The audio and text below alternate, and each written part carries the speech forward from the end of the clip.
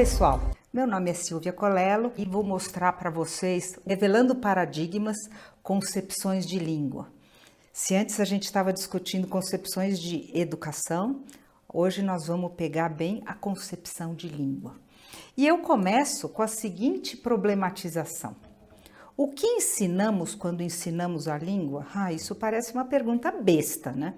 Como assim? Quando você ensina a ler, você ensina a ler. Quando você ensina a escrever, você ensina a escrever. Quando você ensina literatura, você ensina literatura. Mas o que ensinamos quando ensinamos a ler e escrever? Vocês vão ver que a concepção pode mudar completamente a nossa prática em sala de aula. Essas concepções, que nem sempre são muito claras para os professores, às vezes até inconscientes, dão origem a modos de delinear o projeto educacional. E também isso que nós vamos ver hoje, modos de entender a linguagem completamente diferentes. Vamos lá. Como é que se entende a linguagem? Para quem acha que o mundo é fixo e que o homem é uma essência, existe uma concepção que se chama objetivismo abstrato. Já vou explicar. Ou então, subjetivismo idealista. Ou então, prática discursiva. Nossa, quanto nome, né? Mas eu vou explicar melhor e vocês vão entender. O que importa agora é vocês entenderem que o objetivismo abstrato e o subjetivismo idealista estão dentro das concepções monológicas, a língua fechada em si mesma, e que a concepção de língua como prática discursiva faz parte de uma concepção da língua dialógica, a língua como um objeto relacional. Calma, muito nome, mas eu vou explicar e vocês vão entender. Existem 3 formas de conceber a língua e dessas 3 formas derivam diferentes práticas pedagógicas, ainda que o professor não tenha muita clareza disso. A primeira forma de compreender a língua é o objetivismo abstrato. A língua é entendida como um código. É como se a língua pairasse acima da cabeça dos falantes e existisse uma entidade que seria a língua, representada pelo dicionário ou pela gramática. Quando o professor pensa assim, consciente ou inconscientemente, o ensino da língua privilegia esse código, né? Privilegia o domínio da decifração da língua e prioriza o acesso dessa língua que paira acima da cabeça dos falantes. Então, quais são as práticas pedagógicas? Associação de fonemas, que são os sons, e grafemas, que são as marcas, tá?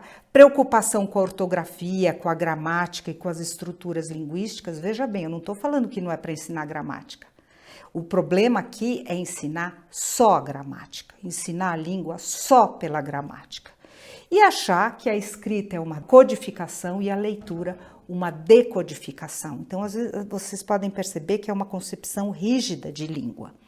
Na segunda concepção, que paira e circula aí na cabeça de muitos educadores e até mesmo de muitos linguistas, é o subjetivismo idealista. É aquela ideia de que a língua está na cabeça de alguém, por isso o subjetivismo. E idealista porque este alguém detém a língua poderosa. Então, a língua não está na gramática, como na outra concepção, não está no dicionário, como na outra concepção, mas está na cabeça de alguém. Por exemplo, a boa língua é a língua do Shakespeare. Por exemplo, a boa língua é a língua do Machado de Assis, né? E o professor, acreditando nisso, ele quer que os alunos se aproximem desses grandes modelos. Nessa concepção, a língua é entendida como a expressão das ideias. Isso é bem perigoso.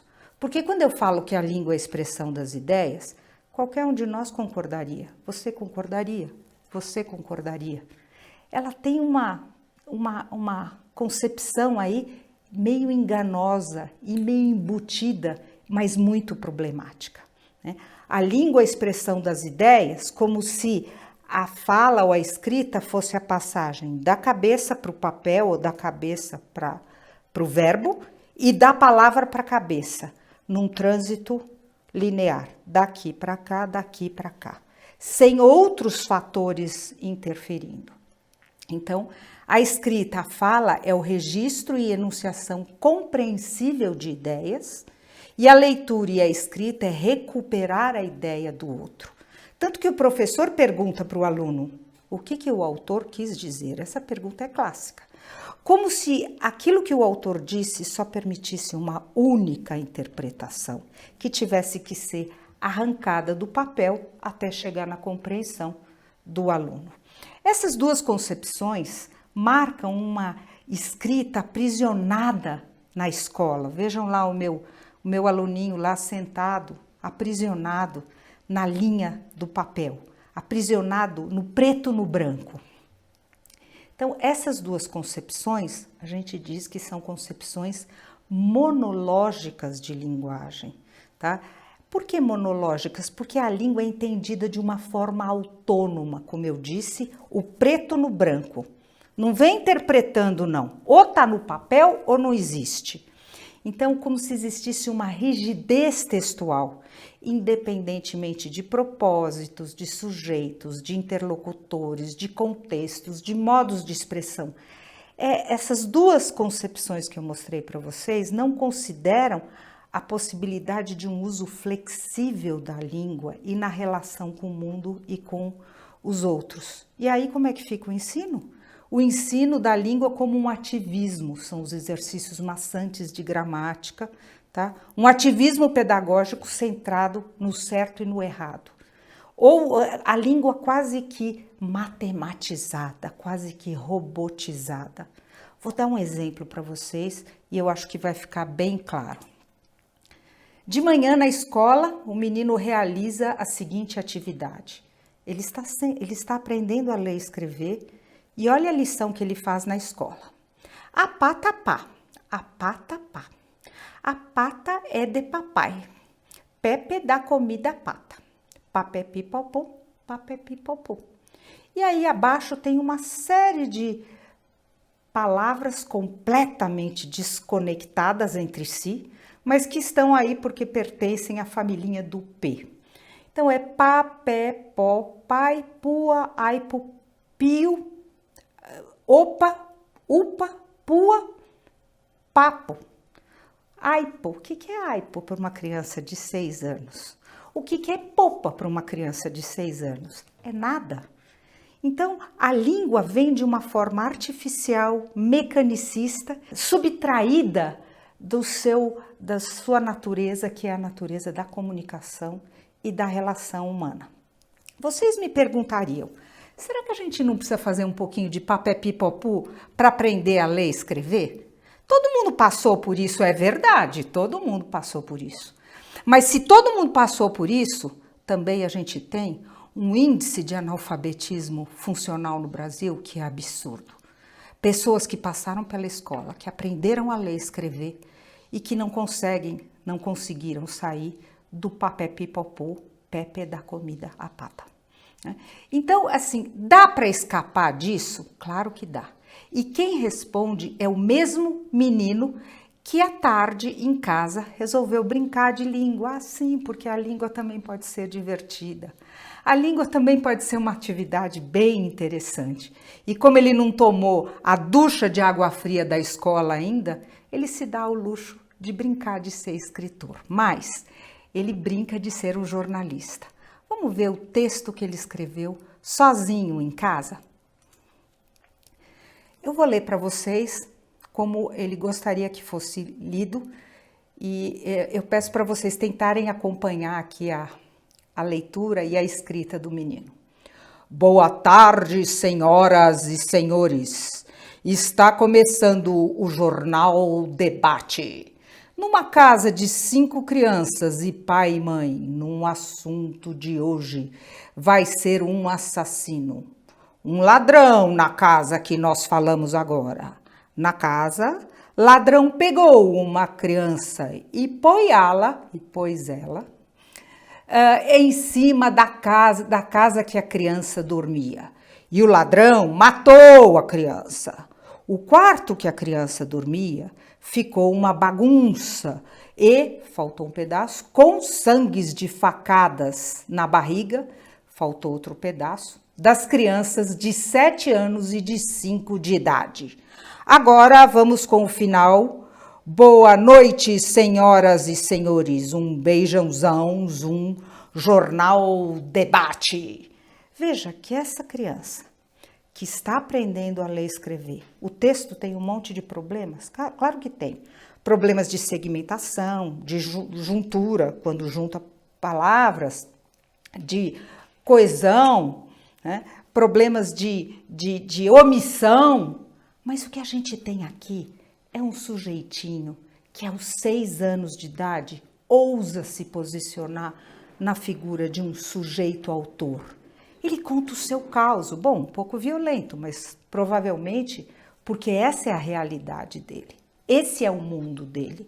Ele mal sabe escrever e ele já se posta como um sujeito que escreve para falar do seu mundo e para contar como que é o seu contexto de vida. Eu diria que esse é um menino que é praticamente letrado, porque ele conhece até o gênero sensacionalista, né? E ele usa a língua como uma efetiva prática social. Isso me permite apresentar para vocês, em oposição àquelas concepções monológicas de língua, que era o objetivismo abstrato e o subjetivismo idealista, me permite apresentar para vocês uma terceira concepção de língua que deveria vigorar nas escolas, que é a concepção dialógica, discursiva de língua. A concepção dialógica e discursiva fala de uma relação entre um eu e um tu. Alguém que fala para o outro, alguém que tem um o que dizer, para que dizer, alguém que se faz pela linguagem, a linguagem como um encontro de pessoas. E vou dizer para vocês, nesse caso, como mostra o linguista russo Bakhtin, a língua não é só a relação entre duas pessoas, mas é a relação das pessoas no mundo.